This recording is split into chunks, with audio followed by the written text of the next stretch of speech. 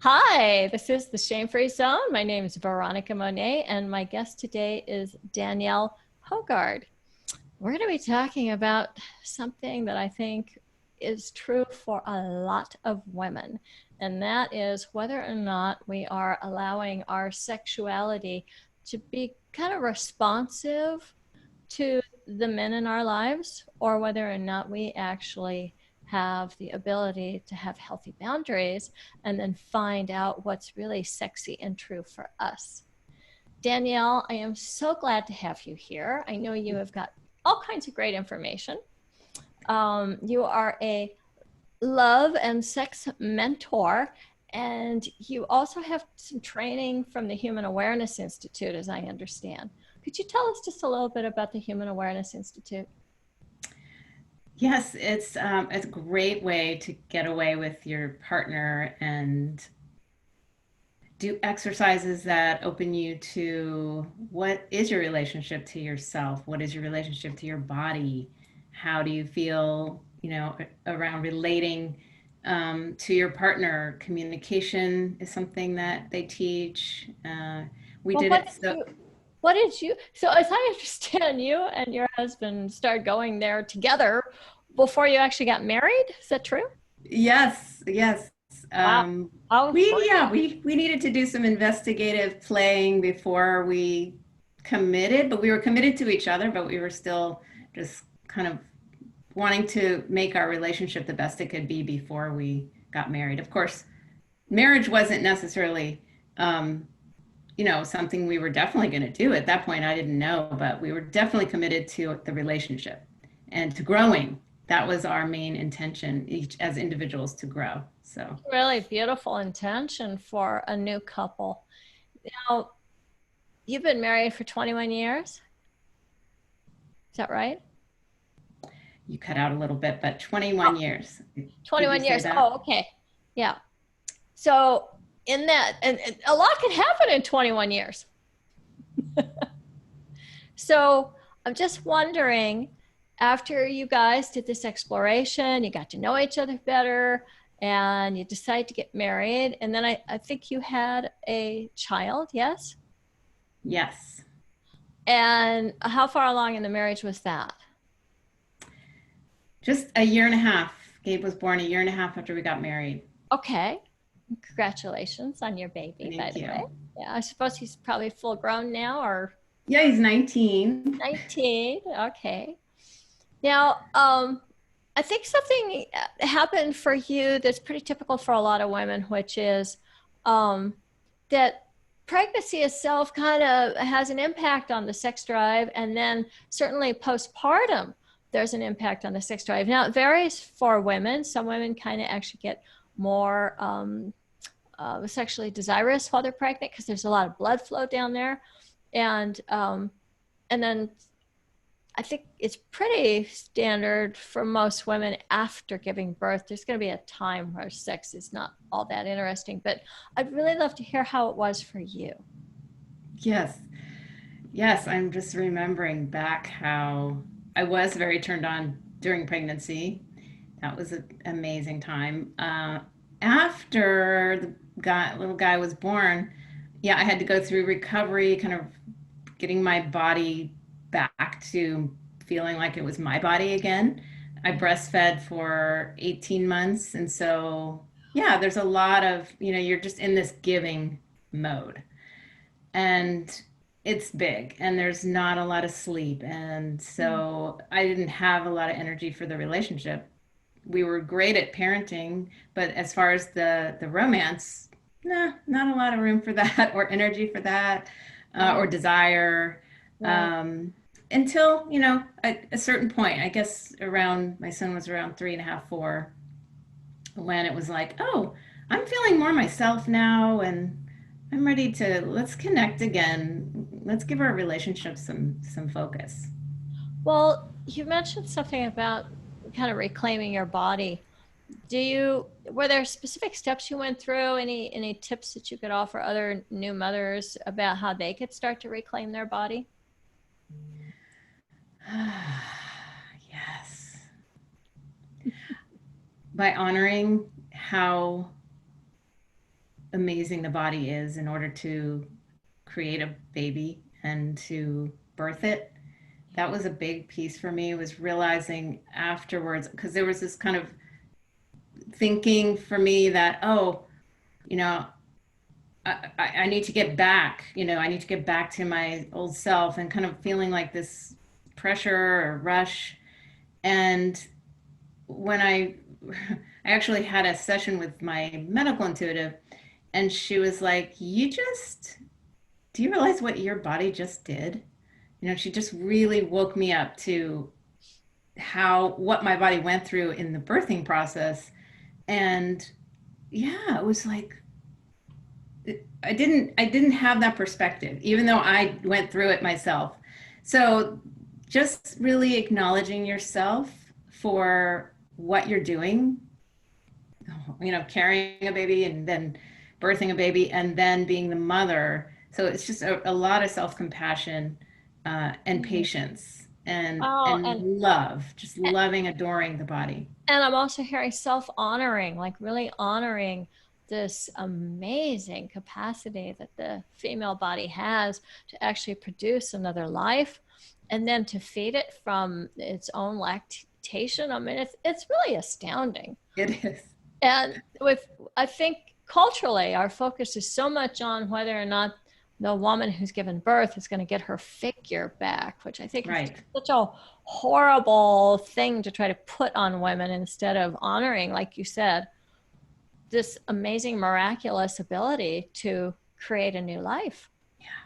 Yeah. And to give it health, Yeah. you know, just to, yeah, yeah. So that's what I would say to all moms. Just give yourself a lot of honoring and love your body, and just see it in the different light. I felt like I did reclaim my my body for myself after that, in a way I hadn't before. So that was really empowering. It's almost as if giving birth put you on a journey to reclaim your body, maybe even to a place where in a relationship with your body that you didn't have before giving birth. Exactly. Yeah. True. So you're like reclaiming that space for yourself, and for so many women who have come before and will come later. Like we're really wanting to move into this place where we're more honoring of our bodies. Yeah. So at some point, um, there's kind of a dark night of the soul in your marriage. Do you want to share a little bit about what that was? Sure. So yeah, as we started to come back to working on our relationship, Yeah. and my desire has always been to fully be myself. And I consider myself flirtatious and playful in my sexuality, sensuality. Um, and I like to connect with men and women that way. And so uh, I think I mentioned that jealousy was something that came up in our relationship early on, and so we worked on that a lot. Yeah. Um, and And by the way, I'm totally there with you. I love flirting my butt off with all kinds of people. yes, and so that was interesting, because that kind of came up again, and as we looked at different ways that we could explore expanding in um, connecting with other people and feeling safe in doing that, I think our relationship got a little rattled deeper than we expected. And Uh-huh. so I got hurt in how things kind of happened. And Mm. what I learned from that was that there was a lack of boundaries, a lack of ability to express what I wanted and needed. Mhm. I saw how much I was giving my power to my partner. Um, and I hadn't really seen that before. I didn't realize it was just a big blind spot, that because I saw myself as a really strong woman, and that was true. However, there was this way that I was giving my husband like the last say in how things were going to happen in a way. I was afraid to be myself and say what I wanted, that he might get mad. And that wasn't at all relating to us. It was just relating to the past, childhood stuff. And so, yeah, so out of that, there was a really rough time where there was some questioning, like, is this going to work? Mm. And we committed to the relationship. There's something that happened for us that was really important, that when you can't see the answer to whether something's going to continue or not, especially in a relationship, but yet you do want to grow still, we made an altar for our relationship. Oh, And we just kept coming back to that. Like it wasn't about the person, it was about the relationship. And I just kept giving some love to that and blessing that. And as I came through that, we we are so much more bright, and I say blissful in my on my website, because it's amazing. You think you're at a certain level of pleasure and joy, and then you come up into this bump in the road, which was a deep bump, and then you come out and it's like, wow, it's so exponentially better, because absolutely. I'm more free to speak what I want, and he understands that, and we know more about each other. He's not afraid to speak up, and so yeah. Oh, yes, absolutely. First of all, I just want to go back to one thing you were talking about where you were allowing your husband basically to kind of drive your sex life. You said he had the final say, but I think a lot of women relate to this because there's it's kind of in our culture that the man makes the first move. Maybe he initiates sex. It doesn't happen all the time, and it's not that way for all couples. But statistically, it's still kind of the norm from what the data that I've looked at, Mhm. which is, women are kind of in this transition of like, well, how do I initiate? How do I ask for what I want? How is it also that I become more of an actor in my sex life instead of somebody who's simply saying yes or no? And it seems like you've really made that journey, Danielle. What and as I understand it, boundaries was key to this for you. Yeah, it's interesting. There was so many different ways that this came up for us, because I actually found myself being an initiator, because when I would get turned on, that's when I wanted to have sex. And so that was not the case in that area. But what would happen for me was that I realized that there were ways that I was kind of acting out of just like rote behavior. Mm, Like there wasn't this freedom to say, okay, I don't, this isn't, I'm not feeling turned on here, or could you do that instead? I realized I didn't know really much about what I really liked. I mean, mm, we had such easy, we were very attracted to each other when we, got together in the first, whatever, how many years. The sex was not something, it wasn't an issue, but it was interesting how, as the relationship went on, so this is why I think it's really important for us to all understand that as time goes on, we're evolving, we're constantly growing and changing, right? And so these things can change, and as we go deeper, we start to discover these things on underneath. And so that's what I was realizing, was that one of the things was I saw marriage as, well, you're in the same bed, you're already married, so sex is just anytime you want. And I realized I didn't really want to have that feeling like I had to have sex just because we were in bed, or because we were next to each other, or because he was turned on. right. And wow, that was a huge one for me. So this is where I had to learn to Yeah. set a physical boundary. Like, my body is mine. It's mine for me. it's not for anyone else. And so I can just decide that, hey, no, I don't feel like being touched right now. But I was not in that awareness before I had that How insight. how did you navigate that? Because this is an issue for a lot of women of how to say no without hurting his feelings. Yeah. Yeah. And so I'm just wondering, how did you navigate that with your husband?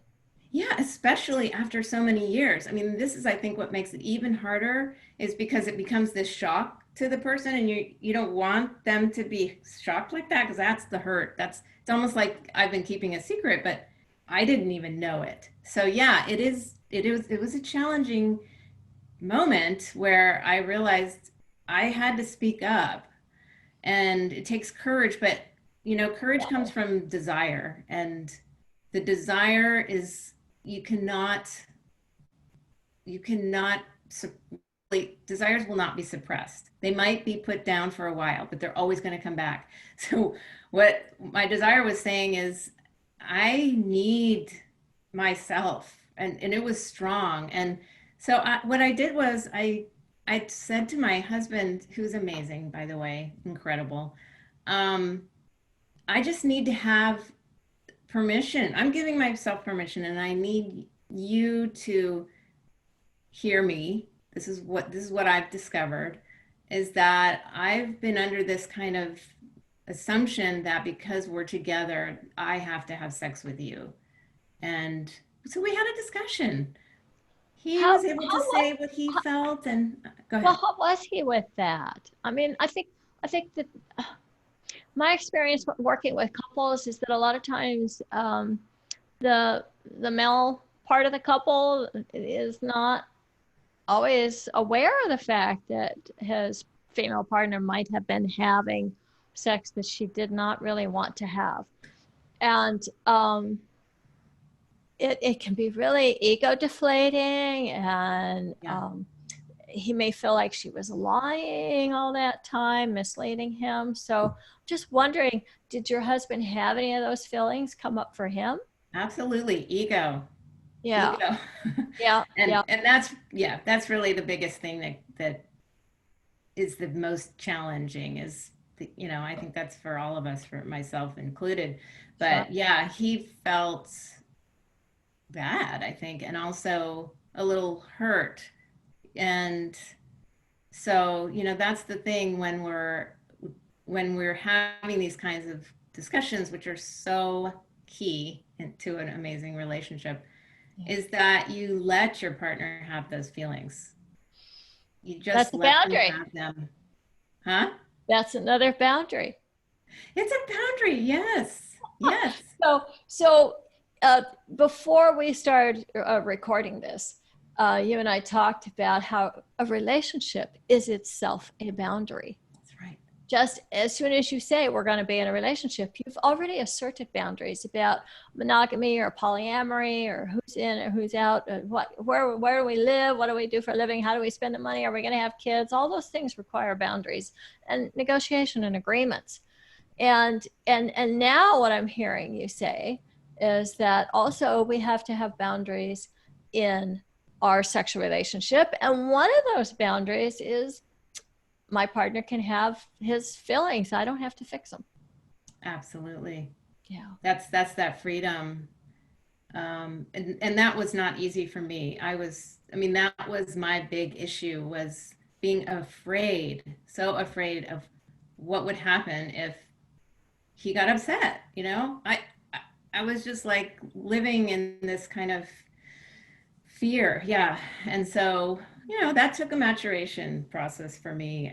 But at this point, it's a practice is what I keep saying to myself and to everyone, Yeah. right? My clients, is that it's going to be hard at first, and then it becomes easier.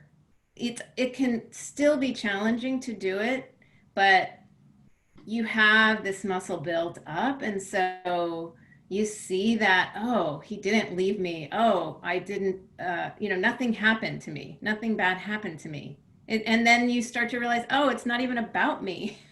Those aren't even my feelings they're not about me, those feelings that he's having. So that's the biggest freedom. That is excellent. Now, for myself, I've learned concepts like that through things like Codependence Anonymous and self-help books and therapy. I'm just wondering, what was your source in learning those healthy boundaries and how to assert them without alienating the people that you love? Gosh, one of my favorite teachers is Don Miguel Ruiz. Mm. The Four Agreements. Uh-huh. So yeah, So so a for lot our of the, viewers, can you tell us what those four agreements are? oh my gosh, Not to put you on the spot or anything. I don't, oh gosh, Well, I can just speak to what's really calling for me to say about the please. Four Agreements is that the one book that it comes after the Four Agreements, it's the love one. I can't remember the title, Mm. but it's really about your coming back to yourself, that you are only responsible for you. Your half of the relationship is what you're responsible for. That was like the line. And I was reading that during that period where we were really going through a tough time. Mm. And as soon as I got that, it was like a light bulb went off. And I just kind of let go of him in a way. Yeah. And I said, oh, I don't have to manage him. I don't have to, he doesn't have to be anything that I need him to be. It was like, So now I you're just, letting go of expectations. yes, I came Yeah. right back to myself. And it was just about me working on me and living my dream and doing my thing. And I was journaling and saying, my ideal partner is this and this, and it Yes, was I like love that exercise. I I love know that exercise. I live by those exercises where I say, what is, Yeah. and I just let him off the hook. It was like he doesn't even have to be that, but somebody will be that for me. I was just so committed to God. living the dream, living the legendary love. And what happens when you do that and you really free up your partner, they either become that or they don't, right? And then you get to still have what you want because someone else will come in. Yeah. So he became that just easily. Like Which you is start, awesome. Which is awesome. And I really feel like you are highlighting what I considered a really valuable spiritual principle, which is one of letting go, detaching with love, so that we're not expecting things from the people that we love. We're also not trying to control, manipulate, or in any way, convince them to do the thing that we want or need. oh, We're, you get we're all that simply, energy back. yeah, we're working on ourselves and we are affirming what we want in our worlds. And then the people who are going to be a part of our world, they show up. And oftentimes that is the person right in front of you that you just let go of. Yes. Isn't that Yes. amazing? Yes. It's beautiful. Oh, and then you get that surprise, that delight instead of, living in this just constantly being disappointed or putting energy over there. The energy just comes right back and you're just like, ah. Hmm. That is so beautiful, Danielle. I'm really happy for you too. Thank you. And it's ever evolving. Yeah. I'm constantly learning more about myself and where I can, you know, be more clear with my boundaries and speak up in a way that's kind. And, it's a practice. Yes, it really is. And I teach something called the Exquisite Partnership Formula, where I'm teaching people how to assert a really firm no that's always followed with an invitation for a heart connection. Mm, So, yummy. yeah, I'd like to hear a little bit about your love and intimacy mentoring. I know you do something through, I think I may get this name wrong, so you have to remind me, integrative counseling group or some sort. Oh, Oh, I did a year-long training. Is that what you're referring to? it, That's not what I'm doing now. That was part of my oh, so growth, my okay, personal so growth. what was that year-long training? Oh, Yeah, it was a personal growth training for coaches, and Uh-huh. we just went into all kinds of ways to connect to spirit and communication and relationship work, and it was every weekend That's for a great. year. Yeah, So, so so yeah, you got to dive in.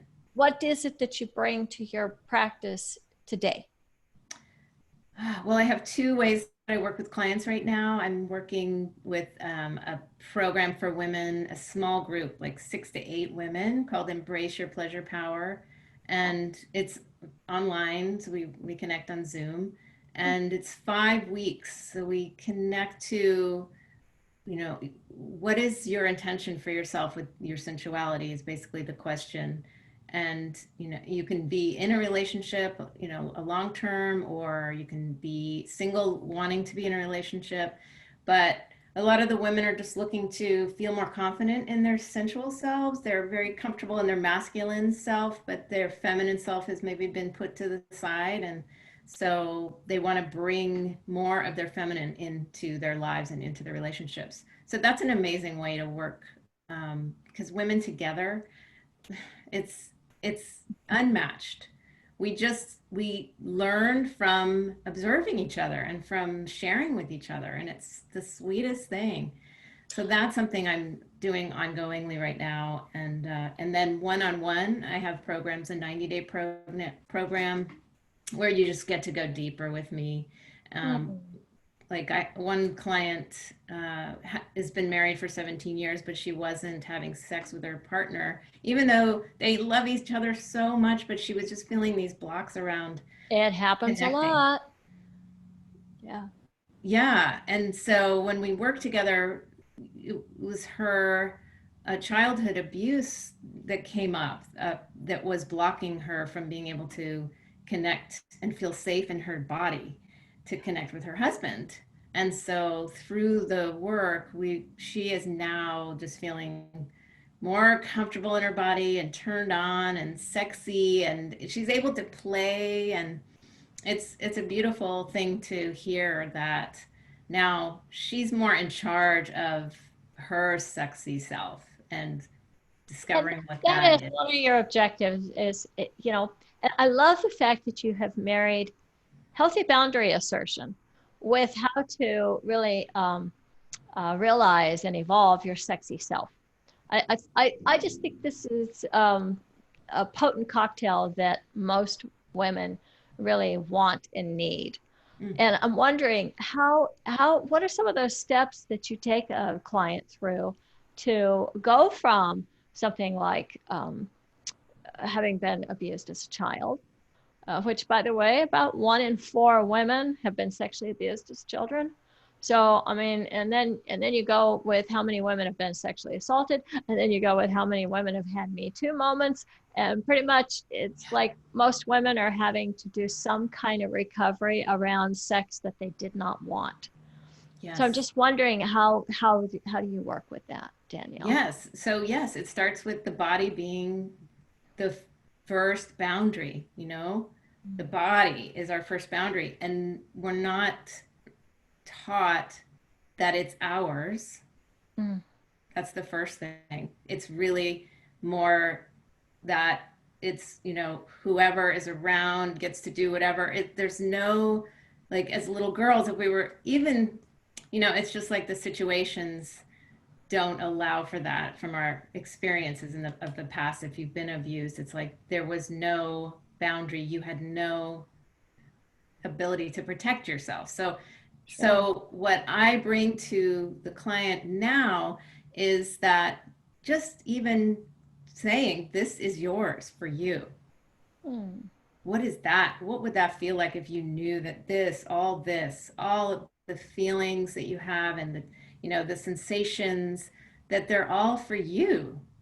And so one way we do that is through touch, Yeah. touching their own body and exploring what their body feels like and touching their body in a pleasurable way, learning how to pleasure themselves. But before even touching their private area, they would ask for permission to do that. So learning Oh how to my. Connect with your body from a place of, you know, clear communication, asking, can I touch you? Wow. I think that's amazing. Yeah. So asking your own body for permission to touch it. What a Yes. great place to start, Danielle. Yeah. Yeah. Really awesome. I'm going to go home and try that. Yeah. I know. Yeah. It's about starting a new relationship with your body, Yeah. like you would with a friend. You wouldn't, like a Mm. new friend, right? You may not go up to a new person and just hug them and kiss them, and, you know, you would ask, maybe. I mean, Hopefully. right? I mean, so these are the ways to kind of back up and slow down and check in. And that's really what sensuality is, right? It's being able to back up, slow down, and feel. What is the response when I ask, what does it feel like? What's the yes feel like in my body? What does the no feel like? And that's just really empowering and healing. I think you have a background also in acupressure, right? Yeah. And it sounds like that intuitive wisdom that you have through touch is something that you've really brought into your work. You think so? Yes, and I do actually do for when I'm doing in-person sessions, I do a touch session, which is just touch to give the woman an experience that is non-sexual, Mm. but that enables them to be touched in a way that is safe, but also very enlivening because Yeah. it's very light. But then they get to practice saying what they like and what they don't, I'm which can wondering if be you have any familiarity with Betty Martin's Will of Consent. who? No? Well, you are pulling some pages from it anyway. It's very, Oh, very really? familiar. If you get a chance to look that up, Betty Martin, Will of Consent, it's pretty amazing. But yeah, this whole idea of like, does this touch feel good? Does this touch feel bad? Do I want more of this, less of that? It's really amazing stuff. Danielle, I'm really impressed. You've dropped some real pearls on us today. I just want to kind of go down again about the boundary thing. So we've got body as the first boundary, and then we've got relationship as being inherently a boundary as well. And then we've got this concept of relating to touching our own bodies as the fact that our body may have boundaries, so that we can actually check in with our body and ask our body if it wants to be touched and how. So is there anything you want to add to that? I think that's enough right there, but I just wanted to summarize that because I was really very impressed with those three pearls of wisdom. Yeah, no, that I had a thought and something relating to my relationship, but I Yeah. can't remember it. Oh, okay. Well, maybe it'll come to you. I'm going to be putting all of your links below this video. Okay. But if you want to just go ahead and tell people how they can contact you, please do. Yes, I have a lovely, luscious grounding meditation that you are free to enjoy. And you can go to my website to get that. It's daniellehougard.com. So just my name.com. Right? And that will also just, you'll be able to receive my newsletters, which I'll give you the offerings that are coming up. So I would love to play with you and explore what it is that your heart's desire is so that you can become a self-love warrior. Because Oh, that's really what it is. Your own warrior for yourself. That's what we need to become. a self love warrior. Beautiful. Beautiful. Thank you, Danielle. I'm so grateful that you came into the shame-free zone here to share your sexy, shameless approach to boundaries. It's Thank awesome. you. Thank you. It was such a pleasure to be here. I so appreciate you. Yeah. Thank you.